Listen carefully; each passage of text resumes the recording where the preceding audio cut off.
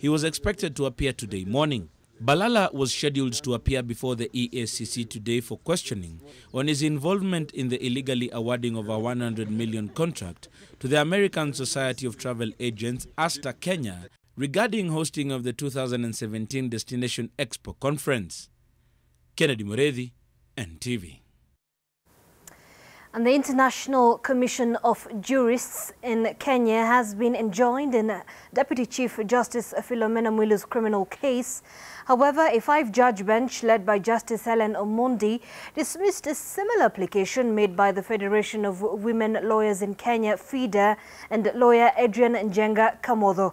The hearing of the case against Mwilu has been scheduled for the 26th to the 28th of March. All parties enjoined in the case have been ordered to submit any supplementary documentation within 14 days, while an additional petition will only be allowed by the court if filed within a week's time. The Director of Public Prosecution, Nurdin Haji, is represented in the case by Queen's Counsel Khawar Qureshi. Siaya Senator and Senior Counsel James Orengo leads the defense team. In our view, the court requires the participation of a neutral party which can bring some legal expertise to the proceedings and assist the court in reaching and making a just determination. We have considered the application by ICJ and the submissions of the parties with respect thereto. All right, now the beleaguered National Land Commission Chairman Mohamed Swazuri has defended its record in office a day before the current office prepares to leave office. Swazuri, who is facing criminal charges for compensation paid out on railway reserve land, has blamed grabbers for his woes. The office ends its term divided, evident to the last day as Swazuri spoke separately in Mombasa with the rest of the commissioners in Nairobi.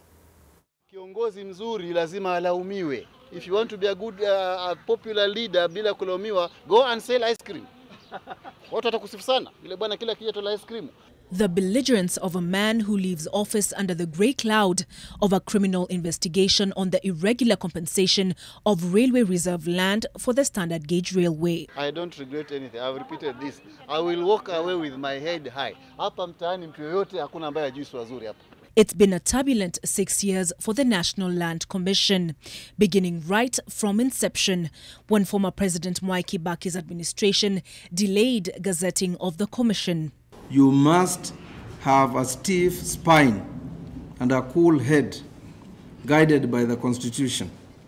The intricate web and the reach of interests around land is powerful and smart. The sheer struggle to have you sworn in today is a foretaste of the weight and the perils of your assignment. My plea to you is not to allow the National Land Commission to be reduced to a theater of the absurd. And so their turbulent tenure began, with the Commission and the Ministry of Lands sizing each other up before showing their claws in a fight for territory, literally by way of office space and in the interpretation of their respective responsibilities. We have agreed that there will be no more acrimony between us. From today on, the energies of the National Land Commission and the Ministry of Land will be put in proper use. At the end of the day, the Kenyan public does not see a difference between us. All they require is service. All they require is for us to work in partnership and to be able to deliver the services that they require. But their troubles did not end there. There were death threats, a shootout at Swazuri's home, and a break-in to his office. More recently, there was a 1.5 billion shilling Raraka land scam. As is the case with the SGR compensation saga, money is irregularly paid out for public land. We are here to do our work. These cowards only who resign. We are here. Mimi niko hapa. And it all proved too much for the very civil society that campaigned for Swazuri's installation. If they choose to take the safe path of what we are calling dignified exit, we will not make this information public. If they don't, then this information will be given to a group of people who have approached us and are desirous of petitioning Parliament. and the controversy that stalked the NLC follows it out of office. Their decision to facilitate restitution for the grabbed land on which Western sits viewed with suspicion, leaving the pioneer NLC with a checkered record, which they say is hardly surprising given the sensitive nature of land in Kenya. People are not happy that a commission that was born just the other day could have achieved these things. So then the smear campaign comes in. Olive Barrows, NTV. All right, and tonight on Opinion Count, we ask, how do you rate Mohamed Souzoury's tenure as a chairman of the National Land Commission? Send us your feedback on our text line 20686 or tweet us on @NTV Kenya and @Zeynab Ismail. We shall sample your feedback as the broadcast moves. And of course, the question is, how do you rate Mohamed Souzoury's tenure as chairman of the National Land Commission? We'd like to hear from you. Our Twitter handle is @NTV Kenya, subsequently @Zeynab Ismail. The hashtag, of course, is NTV Tonight. We'll be able to sample some of those views during the course of this bulletin. But away from that, the Kiambu Level 5 Hospital's management says that the deaths of close to 60 newborn babies at the facility in the last 2 months are not an unusual statistic. However, the newborn unit is currently at over 150% capacity. NTV's Brenda Wanga reports that the overburdened hospital also has the backing of the county governor. A space that should ideally hold 40 babies, but this newborn unit at the Kiambu Level 5 Hospital currently has over 60 babies, all in need of specialized care. This is the same number as those who lost their lives here between December 2018 and January 2019. These numbers have been cited as alarming, but the hospital and the county governor say they are within normal parameters. So as far as we are concerned, in those 2 months, out of the 2,000, some of the ones that we have lost were not, in fact, even delivered here. They were only brought as newborns, some of them in very bad conditions. Neonatal mortality in the whole country is normally at 22 births per 1,000. If you look at what we call the DHIS, or what we report to our national government, Kiambu County has a rate of 15 neonates per 1,000. So you can see a difference in the term of the number of neonatal mortalities. According to the hospital's management, the high number of fatalities are linked to the equally high number of referrals from outside the county. The private hospitals refer those patients to the Kiambu when they know that the newborn is almost dying, because they want the blame to come to this hospital. But perhaps what is even more worrying is the cost of these referrals. Let me tell you, the reasons that we have had here why the 60 infants died. 50% of the infants that died are infants that are as a result of abortion. Ni abortion ya kutaka ama abortion ya kutotaka. The hospital has defended itself against claims of neglect and wanting care of pregnant mothers and their newborns. What is the main cause of death? Many of the children who are coming here, almost half of those are referrals. At what point are they referred? And by the time they are being referred, what is their position? For sure, the newborn unit is very stretched. It is congested. In some cases, when they are delivered here, there's some mishandling. Because from where they are born, maybe they are transported here through matatu, by boda boda. Some of them are carried by their mothers to this facility. And on the way, somewhere some of them get they are contaminated items are used to wrap the newborn. So when they are brought here, there are issues. The complaints have attracted the attention of the Medical Practitioners and Dentists Board, which is set to conduct its own investigation to ascertain whether the hospital's version of events hold water. Brenda Wanga, NTV. All right, and those are quite startling revelations there from Kiambu County. But away from that, For years, Kenya and Somalia have argued over where the maritime boundary in the Indian Ocean runs. It is an argument that has now escalated to a cold dispute threatening the ties between the two countries. But where exactly is the area in contention? Now, we'll take a look at here, and this is Africa as a whole. But then we come to the area of contention where is Kenya and we have Somalia. And this is the border of the two countries when it comes to the sea and the land. Now, Kenya's coastline has a total length of 1,420 kilometers. On the other hand, Somalia, which lies on the northern part of Kenya, has a coastline of about 3,333 kilometers, the longest of mainland Africa. And Somalia wants the maritime border with Kenya to continue along the line of the land. This is where the Somali government wants the border to go as long as that maritime border is concerned. It is going to press on a diagonal line down the Kenyan coastline. However, the sea and however the Kenyan coast, the Kenyan government wants the sea border to go in a straight line like that. Now, this is where Kenya wants the border to run eastwards, and this is going to take a parallel of a latitude approach. Now, this narrow triangle that will be formed here,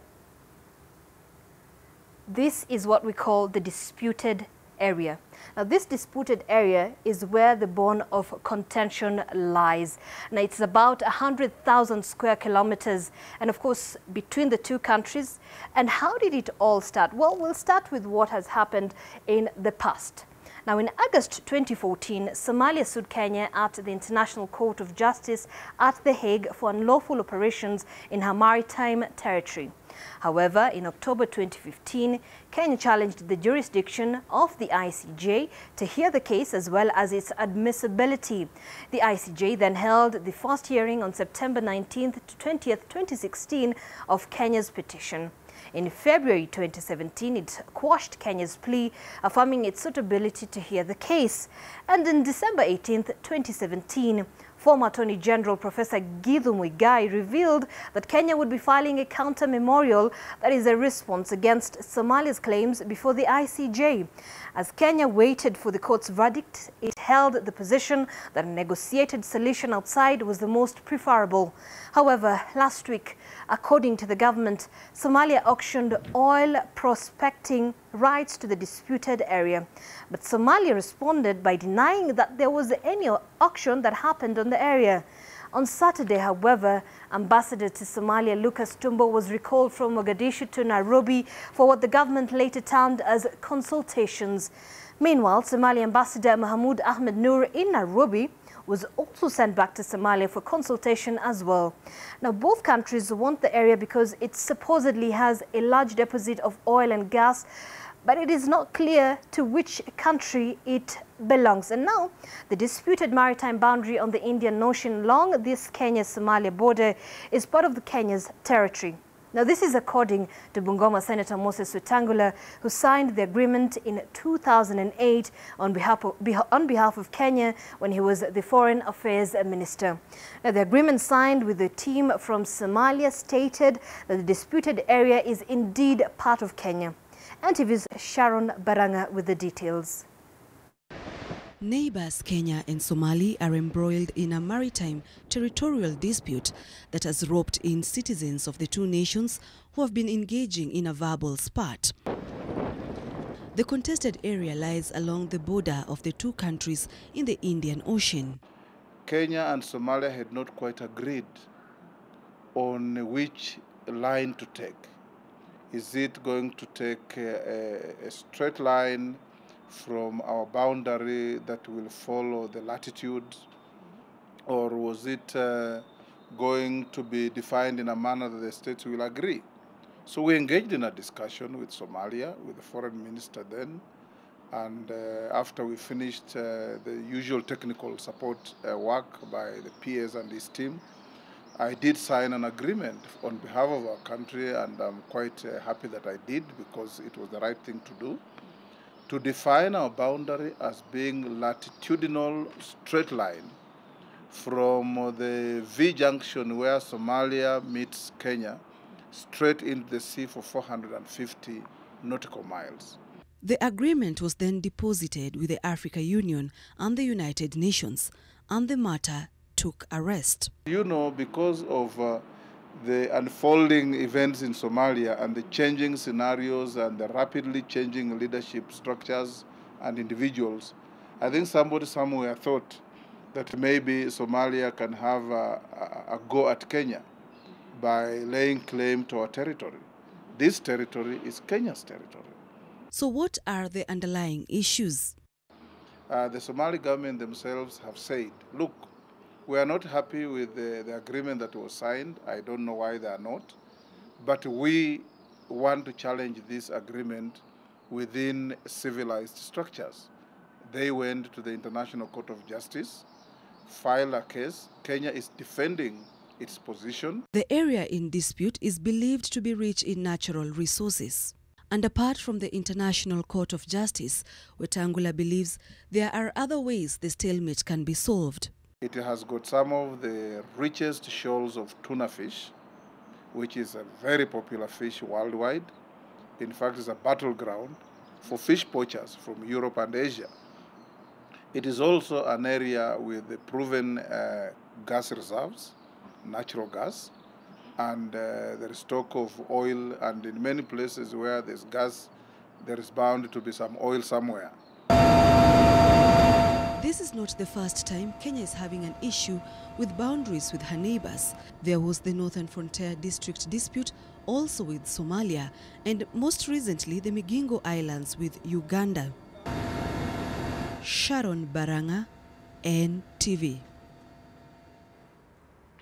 All right, and just to remind you of our opinion count question tonight, we did ask you, how do you rate Mohamed Suzuri's tenure as chairman of the National Land Commission? We'd like to hear from you, and of course, we'll be sampling some of those views during the course of this live broadcast. Our Twitter handle is at NTV Kenya, at Zeynab Ismail, the hashtag NTV Tonight.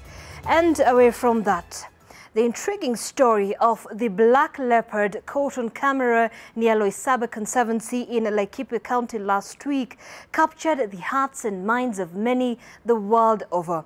The extremely rare sighting raised questions about who really spotted the black cat and how and when and where she actually made an appearance.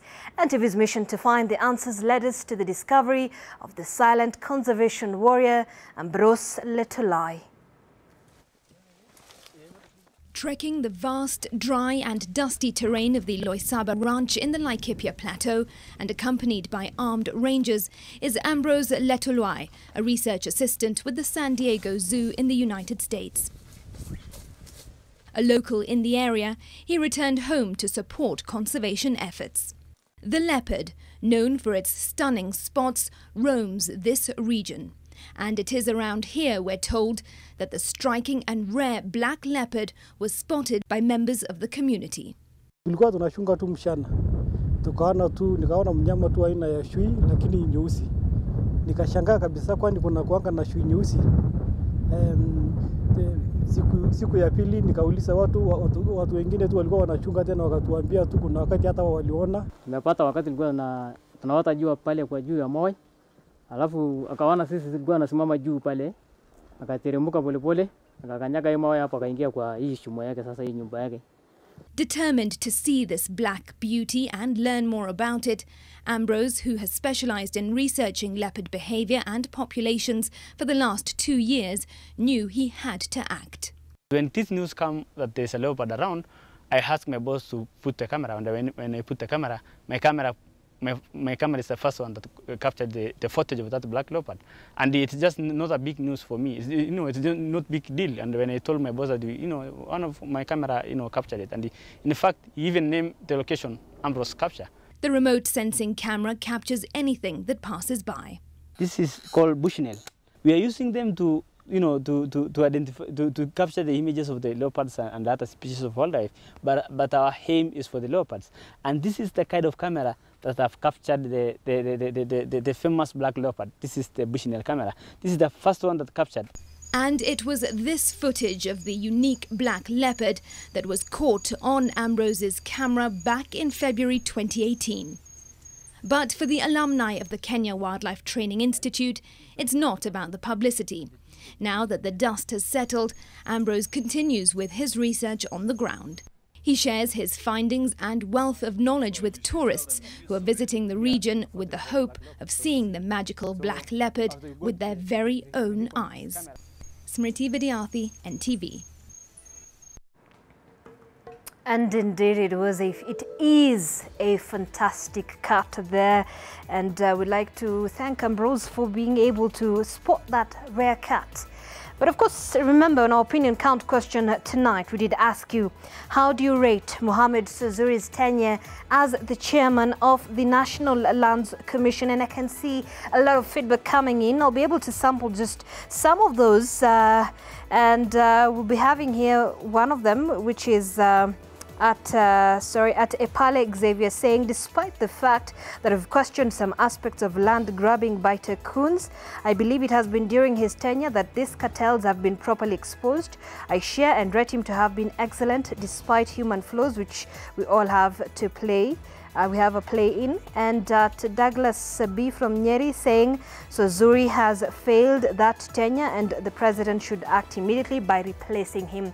Well, that is your feedback. We'd like to hear from you. You'll be able to sample more of that feedback during the tail end of our live broadcast. At this point, we'll take a very short break. We still have a lot lined up for you.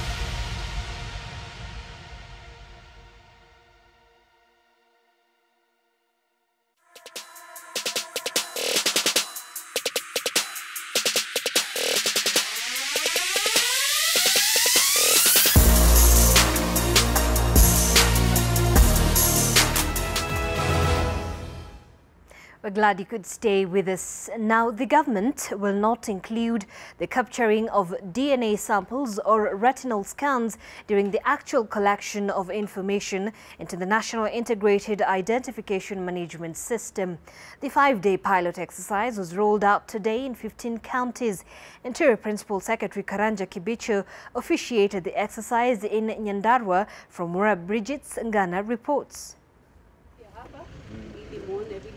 From 15th March 2019, Kenyans will transition from having numerous government-issued cards to one under the National Integrated Identification Management System, commonly referred to as the Huduma number.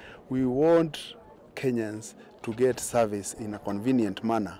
There is no time you go to a bank and you want a loan and you are not asked about 100 things. However, the government is struggling with misinformation that the exercise will record the DNA data of the population without its knowledge. We are just taking a digital photograph using a camera that is inbuilt in the kit that we are having. We will take digital biometric of the 10 fingers, nothing else. The Ministry of Interior says that the Huduma number will not only help government plan and allocate resources, disburse social welfare funds, but also aid in keeping tabs on those who might pose a threat to national security.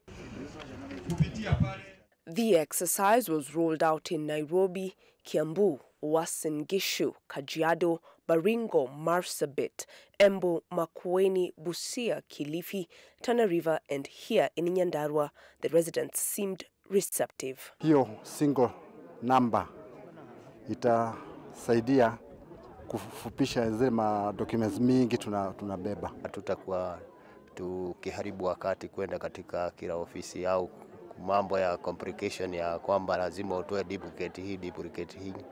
Kenyans of all age cadres will be documented during the 45-day mass registration. As the 15 counties commence the piloting of the names, commonly known as the Huduma number, here in Nyandarua County, the residents did turn up for this test run, with the national government saying that when this exercise officially kicks off, every Kenyan will be required to present themselves at the registration stations. Bridget Ngana, NTV, Nyandarua. Now, NASA's Union Secretary General Seth Panyako and his team have been ordered to appear before court next week to answer to charges of contempt of court. The Employment and Labour Relations Court has summoned the union officials for failing to call off the strike. However, Panyako insists that the industrial action is on until the NASA's demands are met, adding that they will not relent even if he is jailed. The heat of the NASA's strike is rising despite the differing developments in the counties. However, the Employment and Labour Relations Court has ordered the Kenya National Union of Nurses Secretary General Seth Panyako and other union officials to present themselves before court on the 26th of February, as they have been found to be in contempt of court for defying orders to suspend the nurses' strike. The unrelating Panyako was in Nakuru, joining the county's nurses as they joined the strike. Yes. The strike is intact. Wacha hii wadanganya nyinyi atu watu wamerudi kazi. Hakuna mtu amerudi kazi. Kuna wale wachache walisaini makaratasi na wakarudi. Panyako has urged the government to honor their demands to avoid a crisis in public hospitals. He has, however, signed a collective bargaining agreement with the Tenwak Mission Hospital, as he has asked the national government to consider subsidizing services offered by mission hospitals. In Tana River, Siaya, Kakamega, Bomet, Busia and Narok County, the nurses also joined the strike. The Narok officials accused the county government of lack of will to address nurses' issues despite a strike notice issued in November last year. Meanwhile, in a bid to avoid industrial action by medical workers at the Moi Teaching and Referral Hospital, MTRH has signed a collective bargaining agreement with the Kenya Medical Practitioners and Dentists Union. This is set to see the referral facility stay clear of doctors' strikes for the next 4 years at the least.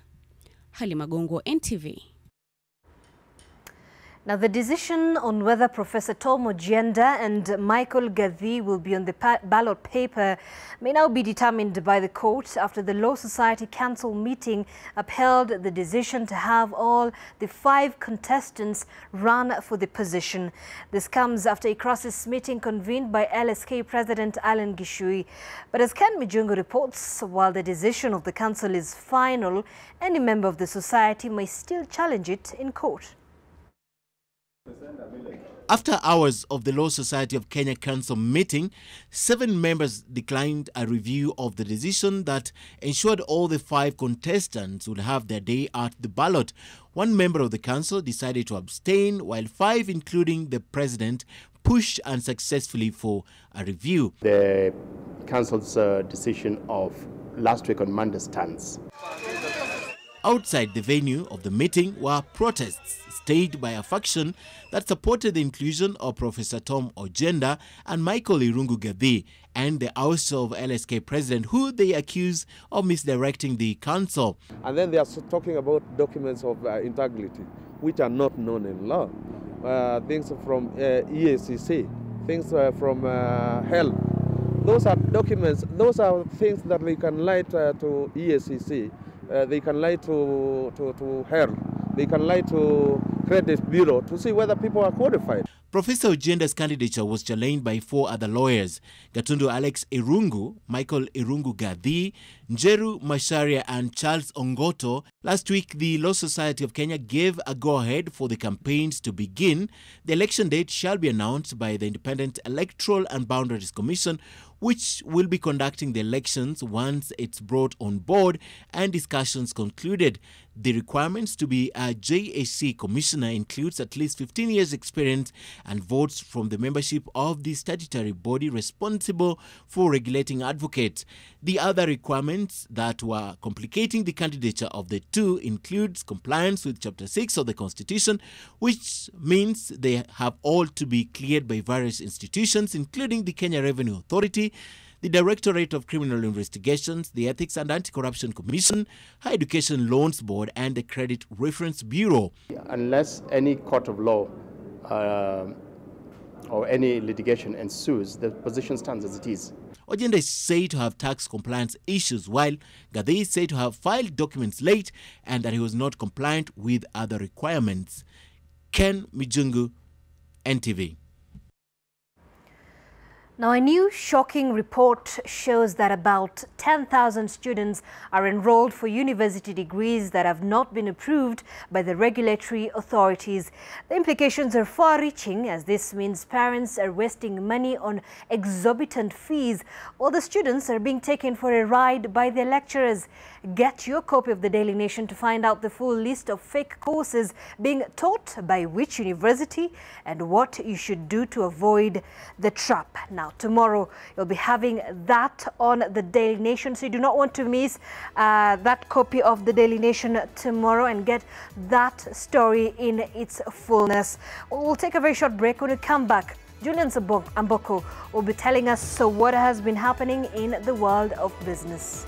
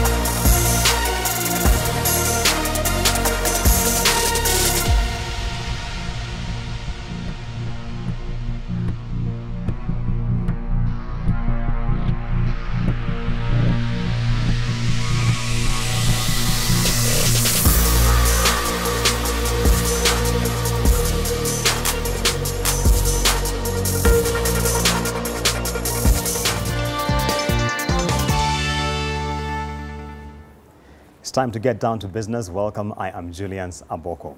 Officials of Kenya and Tanzania are set to meet again next month to resolve disputes between the two countries that have weakened trade and diplomatic ties between two of East Africa's largest economies.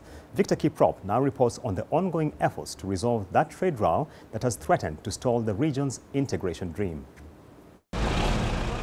Kenya and Tanzania are no strangers when it comes to trade wrangles. From banning each other's imports, arresting fishermen, banning tour vans, and even seizing and auctioning of cows, relations between Nairobi and Dar es Salaam seem to be steadily heading south. But according to those at the center of the ongoing negotiations, there is still light at the end of the tunnel. Have we been able to resolve 45 NTBs? They have all been resolved. Then 17 remain to be resolved, but they are on course. And 2 were singled out as chronic. And those 2 were between Kenya and Tanzania. The 2 chronic ones were about tobacco and confectionery goods. We meet in March again, review and see how much we can do. We will not give up. Cement, textile, wheat, edible oils and liquefied petroleum products are some of the issues that the government says it has been able to resolve. However, some traders maintain that Tanzanian authorities continue to deploy hardball tactics to block Kenyan products from accessing its market and now want the government to retaliate. Retaliation is always an option that we have on the table if there is need.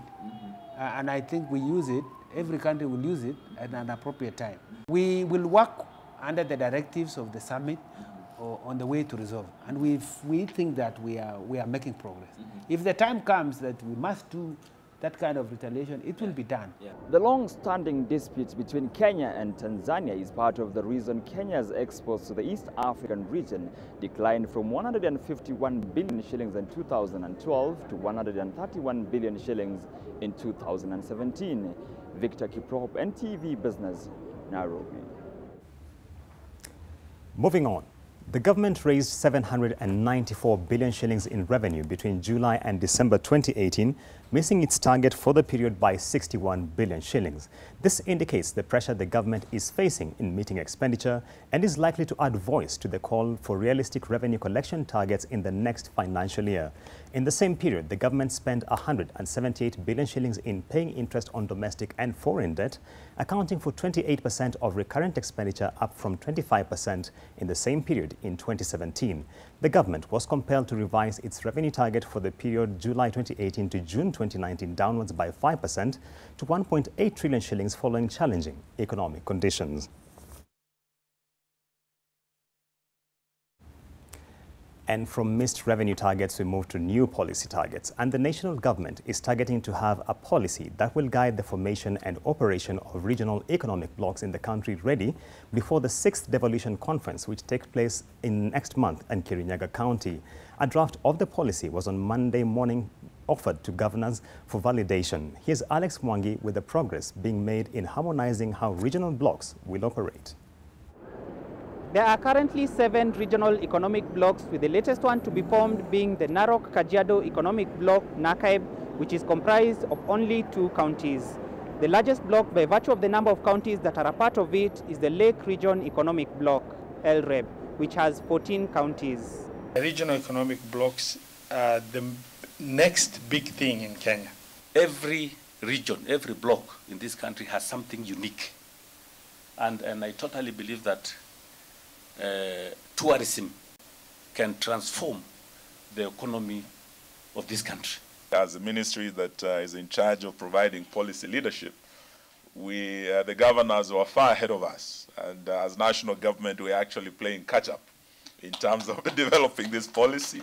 The 7 economic blocks are the North Rift Economic Block, NOREB, the Lake Region Economic Block, LREB, the Frontier Counties Development Council, FCDC, the Central Kenya Economic Block, SEKEB, the Southeastern Kenya Economic Block, SEKEB, the Narok Kajiado Economic Block, NAKAEB, and Jumuiya ya Kaunti za Pwani. From where we sit, we need now to see more focus on expanding the cake, not sharing the cake. If you look at the economic growth in the last 10 years, we have had an average of about 5.5% against a target of 10%. There is a lot of work to be done to ensure that the economic blocs become efficient in growing the country's national output, as opposed to becoming a financial drain on the national or counties' exchequers. I think one area that's going to add a lot of value for us in the country is standardization of taxes and fees across regional blocks, so that in every block, what you charge as land rates and other fees is standard from one block to the other. Although the regional economic blocs have a firm legal foundation, fears abound that they may overstep their mandate and perform some of the roles that individual counties or the national government are supposed to execute. Alex Mwangi, NTV. On to something that has been making headlines for quite a bit of while in the past 2 weeks. The share sale of Kenya-Somalia has closed today, paving the way for the official takeover of the oil marketer in a 36 billion shilling deal. Shareholders had until the end of the day today to accept the Ruby Energy offer of 23 shillings per share. Ruby Energy, which commenced the takeover transaction holding a 23.7% stake of Kenya-Somalia, is reported to have secured acceptance from foreign and local investors, amounting to an additional 26.3% stake as at February 13, 2019. What now remains to be seen is whether, as at the close of the transaction, Ruby Energy will have secured in excess of 75% shareholding, allowing it to seek approval for delisting from the Nairobi Securities Exchange. The transaction, which commenced in October 2018, has encountered headwinds, including investigations by the Capital Markets Authority on insider trading.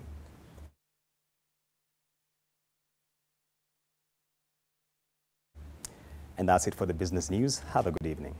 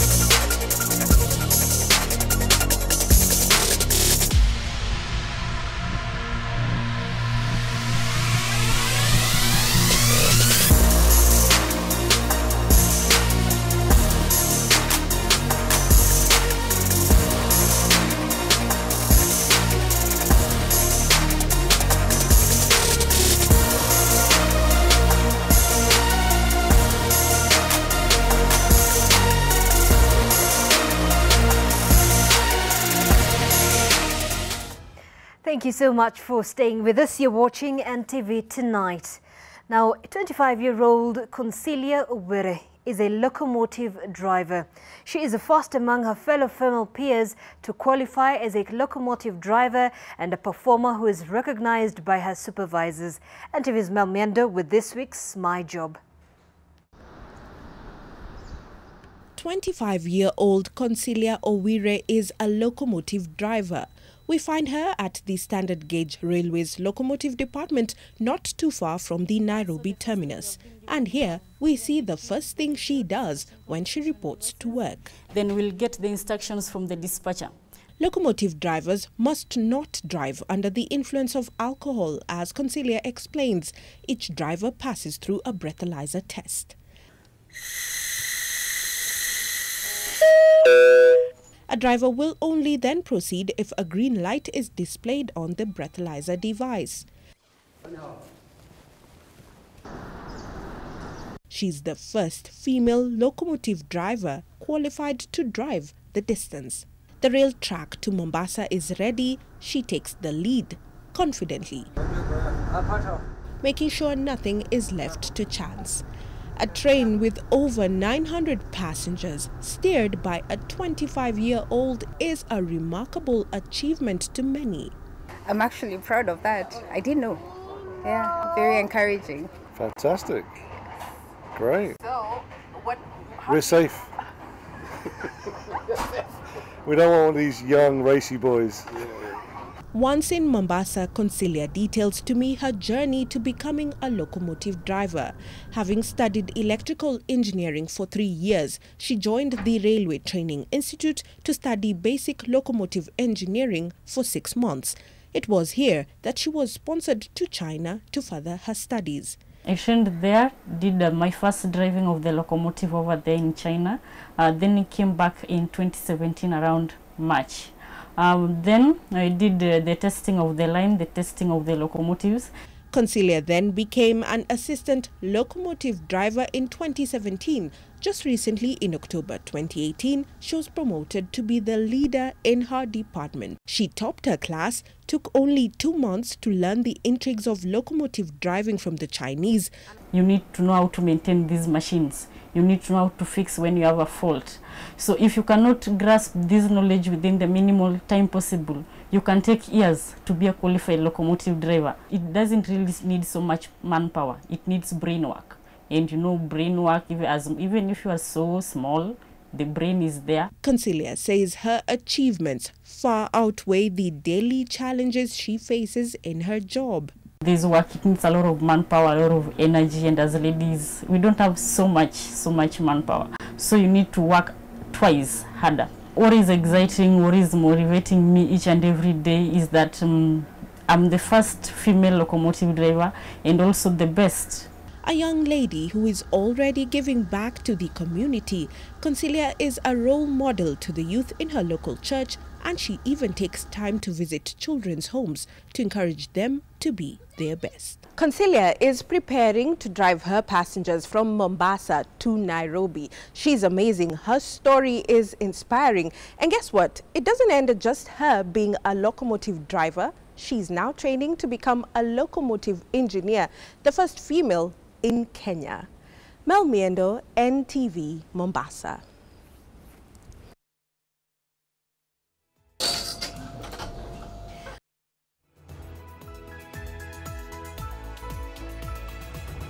All right, and that is a story there, quite an inspiration. Thank you so much, Mel Miendo, for that My Job segment. But of course, we're going to take a short break. Ida Waringa is ready to bring you all the sporting action.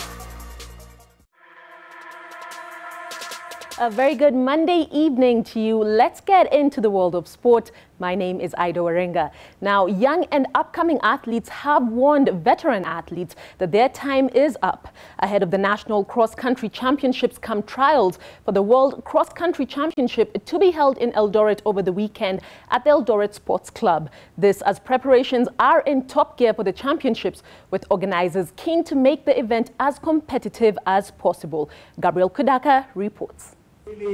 With less than a week remaining to the trials for the World Cross Country Championship, where Kenya is set to select a team for the World Cross Country Championship in Denmark next month, athletes and organizers are doing last-minute preparations for the championships to be held at the Eldoret Sports Club. At the Eldoret Sports Club, members of the organizing committee, led by the chair of the technical subcommittee, Barnabas Kitilit, are spot-checking the ground to be used for the competition. Unlike the previous years, the committee is keen to make the championships more challenging and competitive as possible. The whole of last week we have been trying to get the exact 2-kilometer loop, which is the standard loop for running cross-country. The event is being held outside Nairobi for the first time and will be rotating among participating counties. This year's trials will be held in the afternoon, a move the organizers say will help attract larger crowds to spice up the occasion. Since now we've decided to take the events to the counties and the regions, we want to make sure that our events are being run in the afternoon and give time to the spectators to come and witness. I have hints that the governor of Nandi is preparing to deliver about 3,000 people, and I'm telling him, my colleague, Governor Sang and Governor Tolgos, my team also here in Eldoret is ready. We are also going to bring a cheering squad of 5,000 to Eldoret Sports Club. It will be a battle of titans. A host of young players, among them World Under-20 champion in 10,000 meters, Ronex Kipruto, World Under-20 silver medalist Stanley Waithaka, and World Under-20 champion in 5,000 meters, Edward Zakayo, will be gunning for titles against celebrated names such as defending champion Geoffrey Kamworor, World Cross Country silver medalist Leonard Borsoton, Edwin Makau, Kennedy Njiru, among others in the men's senior race. Kenya is the defending World Cross Country Championships, and the organizers of this year's trials are keen on maintaining the legacy by coming up with the best team. Gabriel Kudaka, NTV.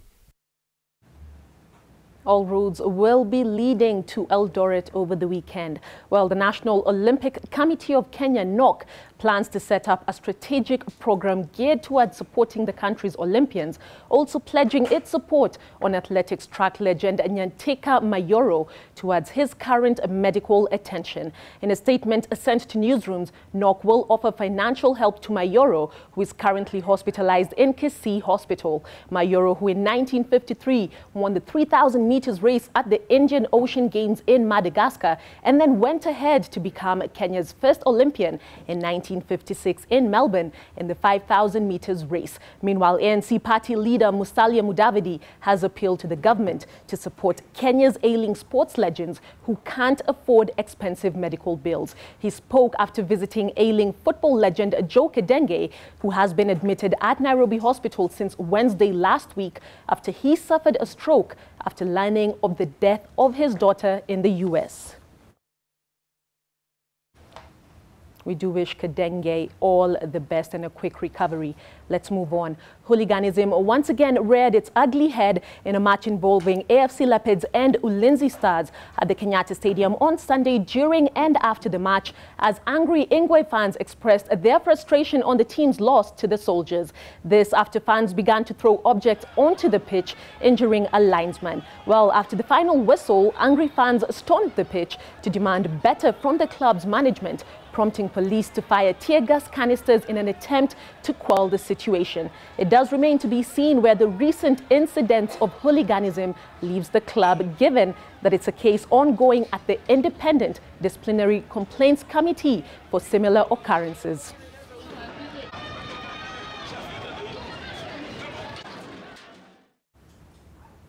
The Kenyan Premier League had a new club in the top standings after match day 14 with coastal side Bandari FC toppling Mathare United with a win over Kariobangi Sharks. The Slum Boys slump continued after losing a chance to regain leadership after being held to a barren draw away at Zoo FC. With the game in hand, Bandari lead with 28 points, 2 ahead of Mathare and 3 ahead of champions Gor Mahia, who are within a touching distance of the lead with a 1-0 win over Sofapaka to rise to third. Gor, however, have 2 matches in hand. But Toto Bamungu are in fourth, tied on 23 points with Western Stima, who closed the top 5. A bottom half, AFC Leopards' poor run continued as they picked their 7th loss of the season and 5-match losing streak to remain a second last on 10 points.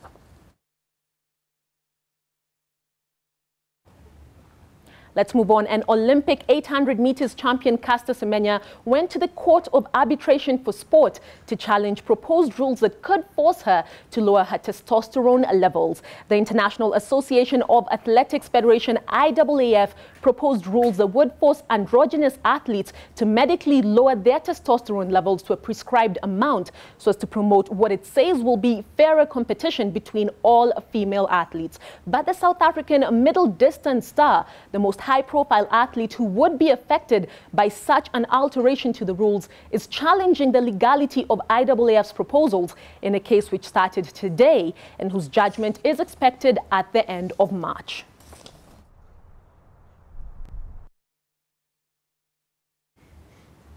Well, to some better news, where Mombasa youth have found love in skating as a sport, as a first ever skating competition was held in the coastal city. Youth and children between the ages of 4 years to 14 years took part in the Mombasa Inter-School Roller and Speed Skating competition as a way of keeping fit, as well as entertainment sport at the Treasury Square. The event was also used to select a team from Mombasa that would represent the region in the upcoming National Roller Skating Championships set for April in Mombasa. During the school competition, Durarine School emerged victorious ahead of Nyali, Tango and Aga Khan Academy. Loreto Academy and Fan Friends completed the top 5 positions.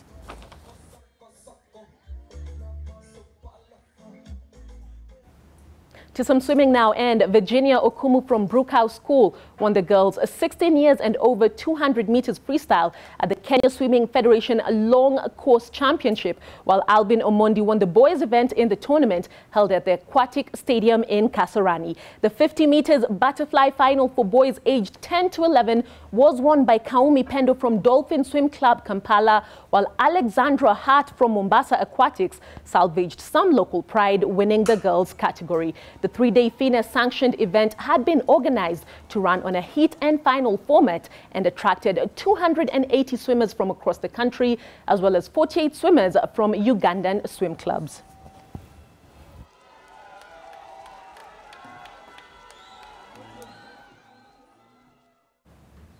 Well, just a quick one before we wrap up. The Laureus Awards are currently on. And don't forget that our very own Eliud Kipchoge is in the running for the Sportsman of the Year Awards, where he will be up against huge icons, the likes of Novak Djokovic, that being LeBron James, the likes of Kylian Mbappe, and many more. We will be sure to update you on that in tomorrow's bulletins. That wraps it up. I'm Ida Warenga. Do have a good evening.